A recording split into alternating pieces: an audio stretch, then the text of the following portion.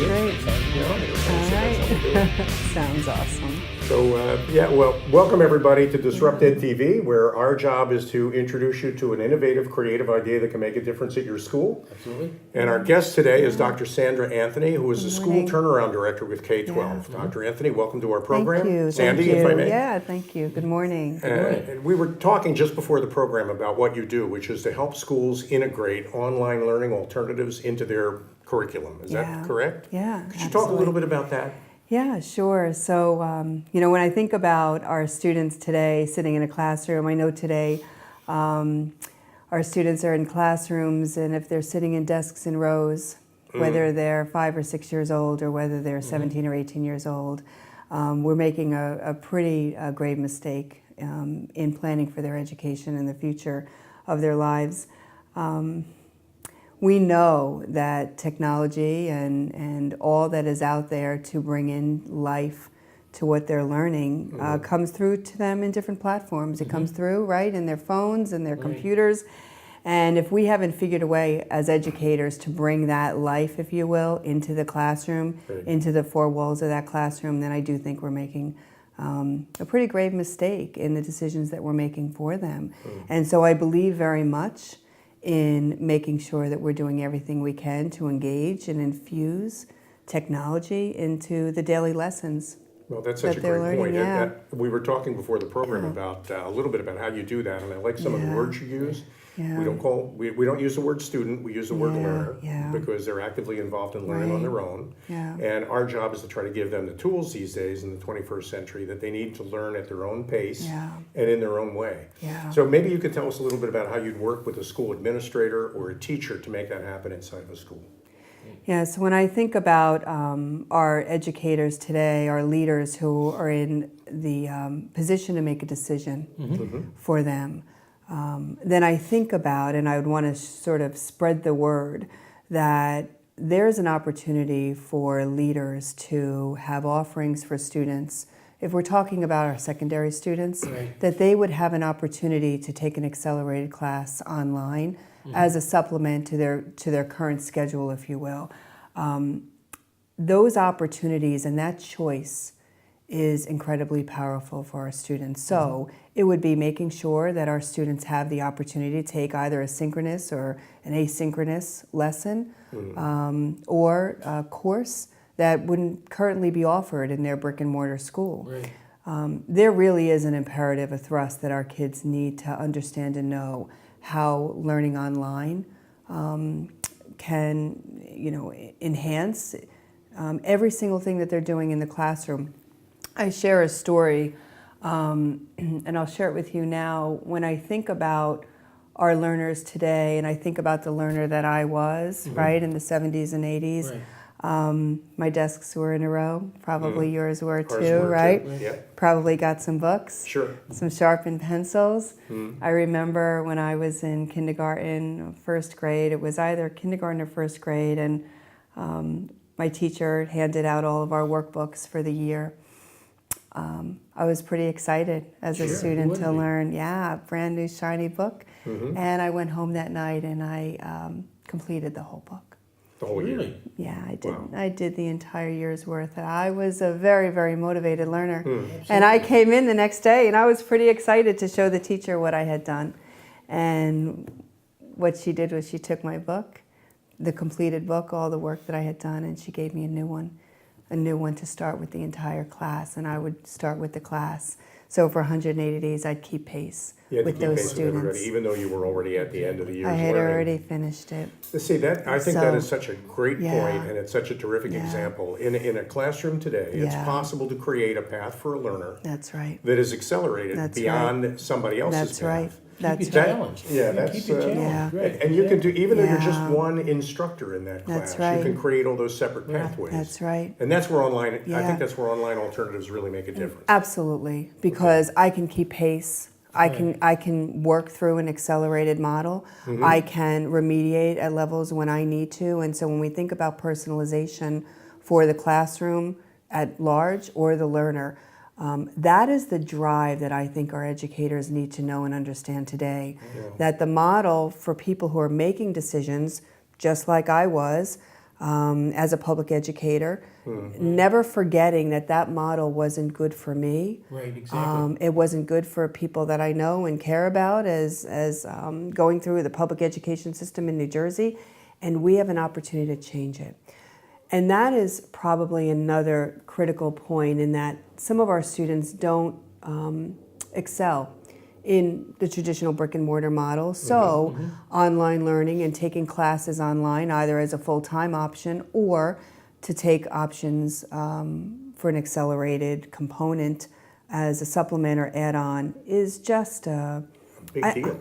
I don't think we can do anything more. I think, Perfect tool to accelerate learning at your pace. Yeah, absolutely. So in a way, going back to your story, I mean, that's such a good point. Going back to your story, what we're really doing is creating a different workbook for each student. So that instead of everybody, I mean, back in the day when we were all arranged in rows and we all had the same books. That's right. That's pretty much how it had to be. But today, my book could be thicker than your book. That's right. My book could have more stuff in it than your book. Or you could have one lesson that has 10 pages of practice when my book doesn't need that many, and you'll never really know. You know, I'm currently involved, so just shifting just a little bit. When I think about how to not only keep schools alive and improve schools and keep our leaders engaged and fresh, and in a time and certainly in our lives when the pressures are great, right, and the mounting pressures of standards and testing and participation rates, et cetera, we always have to keep ourselves healthy as well. And so I'm engaged right now in an exercise program that constantly models myself against self. And I'm measuring myself against self. And you don't know when we're in the same class, because to everyone else, we look almost the same. And you know something, for students today in the classroom, to stand out is really hard. And it certainly becomes a genesis for kids to be a target for other kids. And certainly feeling safe in the classroom is really, really important. So when you expose a student who isn't able to keep up, to keep pace, all of a sudden, something's different about him or her. Something different about them. That's such a good point. So, I mean, your self-image kind of is wrapped up in your performance. So, in a way, we're talking, that shift that you mentioned is we're shifting students from competing with each other to competing with themselves. Absolutely. And that's really, I want to pick up on that. We got to take a break right now. Yeah, we have to take a break. That's Okay, Joe's job. We have to take a break. All But right, Dr. awesome. Anthony, Dr. Sandra Anthony, we'll be right back after this break. Thank you. Perfect.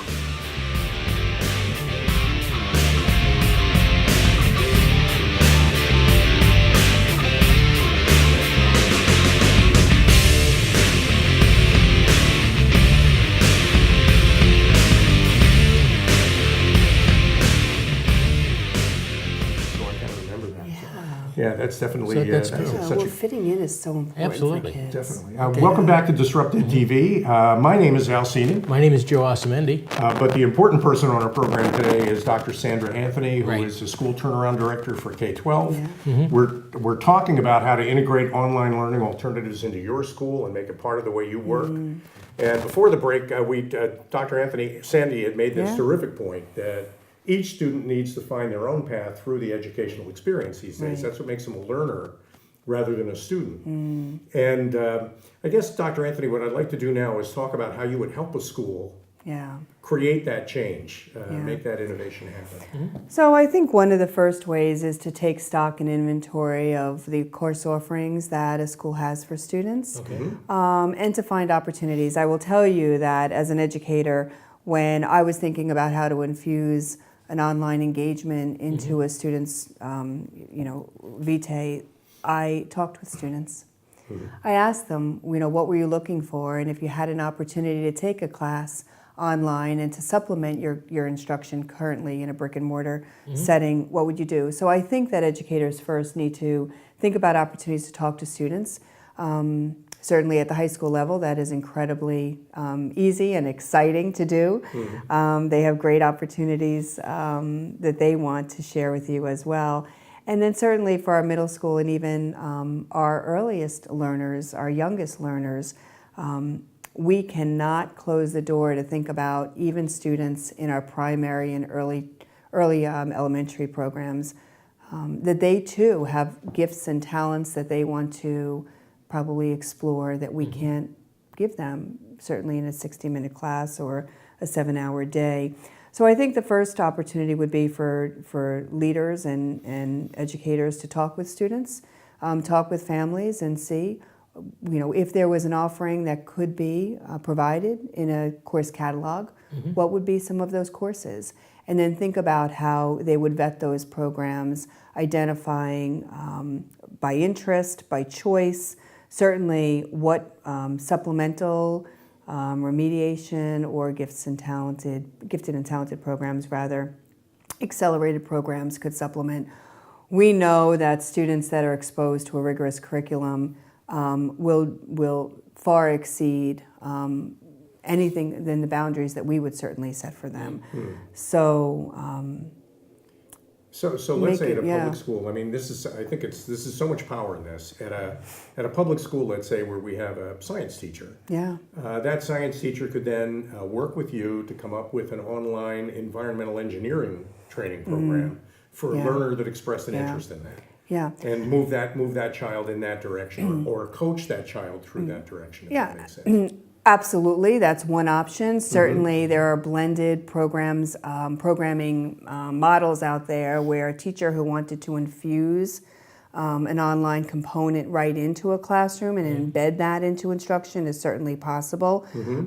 So that's absolutely a path where a teacher herself, could figure out a way to infuse a sort of an adjunct or supplemental unit into their lesson. Yeah, that's great. That's certainly an opportunity. We've heard about flipping classrooms where our students are not so dependent, particularly on the teacher for first primary instruction, but rather where they bring that back. So that's an opportunity for teachers. But I think the power in making sure that our students have the opportunity to expand their own learning opportunities using online learning in a module where I'm taking, an Algebra 1 class online, or a World History class, or a Calculus class, or a World Language class that's not currently offered.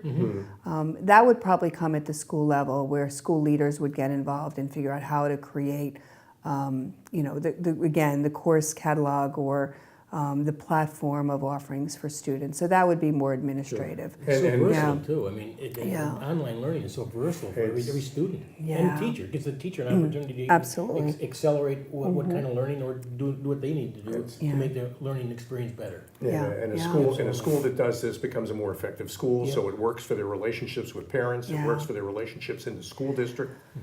Well, I mean, when you think about relationships today, in this world, right, this 21st century of education, relationships will always be at the key. And I think that the key to what's happening in our classrooms, the power of the relationship between teacher and student, teacher and learner, that will always stand the test of time.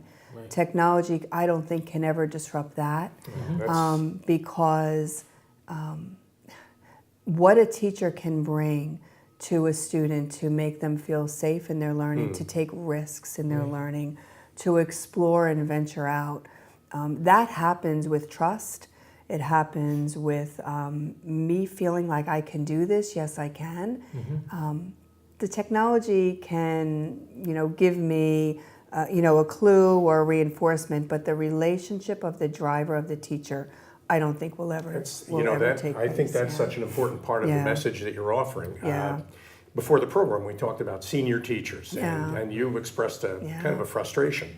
Senior teachers have a tremendous amount of experience to offer. And for them to feel like they're being cut out of the equation because they don't know how to work a mouse or, some of the modern technology, that's not at all true. We want this is an especially valuable alternative for older teachers who have a lot of experience. It's a way for them to really kick up their game.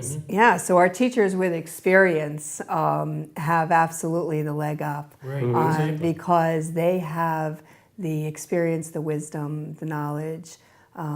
If they understand their students like we want them to, then the technology will just continue to enhance that relationship. I don't think, however, the relationship between teacher and learner today can happen outside of, with a respect of what's happening with our world with technology. Technology can't replace the passion of a teacher. No Well, way. and you can speak to this. You can speak to this from personal experience because you made the shift yourself. Yeah. So maybe when we come back after the next break, we can talk a little bit about that, because I think it's important for people to know this is something they can do. Yeah. It's something that's not hard. Right. It's a shift that you can make, and you can do it in a day. You just have to change the way you think. Yeah, that's really the key. So we'll be right back with more DisruptEDtv. All right. Thank you.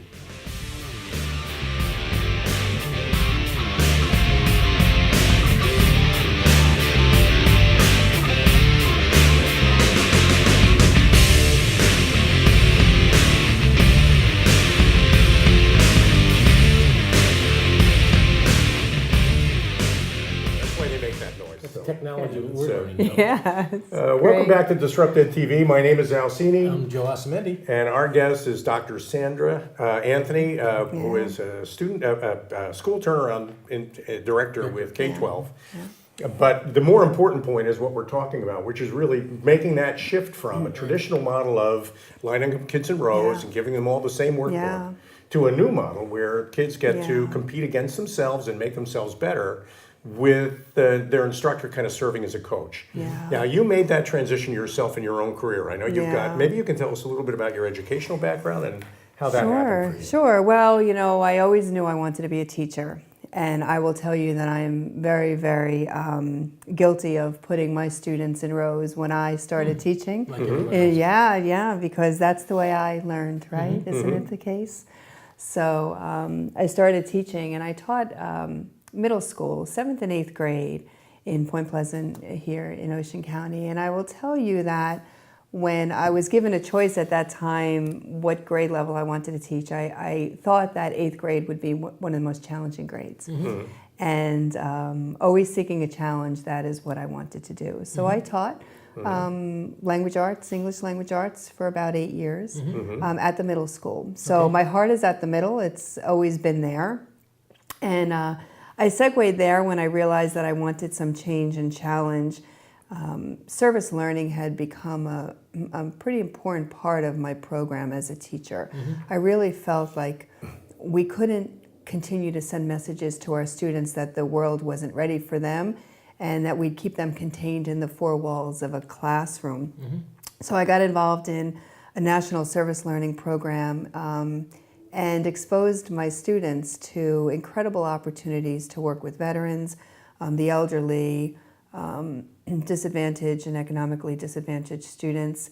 And so that took me out of the classroom a lot and sort of sparked my interest to become an administrator, feeling like I could make a difference. So from there, I started my trajectory of business administrator and assistant principal and principal, all in Freehold, Monmouth County here. And that experience of being a middle-level educator taught me about how important transitions are for students, watching them come in through a pre-adolescent, adolescent experience, and then sort of getting ready for high school.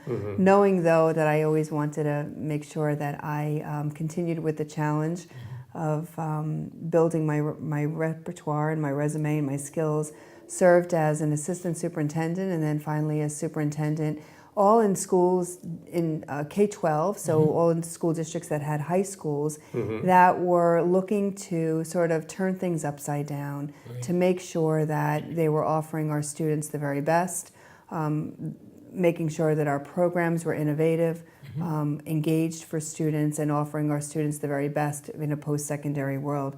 So from the 80s as a teacher, up until recently as a retired school superintendent, almost a 30-year span of seeing how the impact of the programs that we can offer for kindergartners coming in, all the way to our 18 and 19-year-olds when they're leaving us to go on to high school, or rather college and beyond. The drive that I think that I've had as an educator has been to continually make sure that we are providing relevant and rigorous opportunities for our kids. And I think that when we become stale, when we start to realize that, this is the way we've always done it and it worked, we start to go down a slippery slope of if we're not improving, we're declining. And so I believed in that very much as an educator. And that is kind of what brought me into this new career as an educator, because as a school superintendent, it was my vision that every student, every high school student would leave their high school with an online class on their resume or on their transcript. That's really important and has been a driver for me in the work that I'm doing now as a school turnaround director, taking all of the practices that I've learned as a brick and mortar educator and transforming them into online schools where our classrooms are filled with students who have left the brick and mortar experience for one reason or another, or their parents have made a decision that they will never enter a brick and mortar setting for their education. So taking all the very best practices of what I've learned as a public educator in New Jersey and bringing them to life in schools across our country, making sure that we're just being innovative, making sure that we're continuing the passion for our students. When we start to develop policies and practices that move away from the student, I think that we are, need to take stock, take a deep breath and say, are we doing the right thing for kids? I'm hearing you. I mean, it really does sound more like a mission than a job. Yeah. And, I think there's a lot of energy in what you're saying. And I'm hoping that some of the people that are watching the program will pick up on some of that energy, because it's a path forward, not just for the learners, but it's a whole new way of coaching learners, becoming a better teacher by using some of this technology. It's not something that you should be threatened by. It's actually a huge opportunity for any teacher, no matter how old or young they might be. No, it's an opportunity for continuous improvement, which is really what the whole thing is all about. That's really what you're looking to do, and in both the educational community and in the students themselves. Now, I want to make the point too that we're talking about making a difference, not just in STEM training, which is kind of the bread and butter of schools, but also in language arts, in art programs in general. Absolutely. And in fact, because arts can be so divergent, each child could take it in a completely different direction from all the others. I would see that could be a huge opportunity for online learning. Absolutely. Because, the way I learn how to do visual arts could be different from the way I learn how to do musical arts. And I should be able to pick my path through that and still become an artist. That's right. So you will never be relinquished to that workbook that's handed to you on the first day of school, right? I get to write my own workbook, which is, I think, the real power of it. And I think that's important for the school should contact you, and we'll tell them a little bit how they should do that. They should contact you if they want help writing a custom workbook for each student in a sense, and that's why we're so we're up at that part of our program now where maybe you could just sort of look in your camera and tell everybody how to reach you and how you can help them do this. So if there are educators across our country, in New Jersey, wherever we are reaching you, certainly you can reach out to me if you're interested in learning more about virtual education and how to embed online engagements into your lessons or your school program. You can reach me at santhony@k12.com.